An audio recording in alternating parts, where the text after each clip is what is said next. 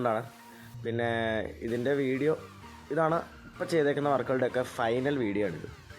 ഇനി മറ്റ് വീഡിയോ ഉടനെ ഒന്നും ഉണ്ടാവില്ല, ഇപ്പോഴേ പറയുകയാണ്. പിന്നെ വേറെ കാര്യം എന്താണെന്ന് വെച്ചാൽ ആ ട്രൈക്ക് ഉടനെ തന്നെ വിറ്റ് പോകും. അത് വേറൊരാൾ ചെയ്ത അയാൾക്ക് തുടർന്ന് ചെയ്യാൻ താല്പര്യമുണ്ടെന്ന് പറഞ്ഞിട്ട് നമ്മളത് കൊടുക്കുകയാണ് ചെയ്യുന്നത്.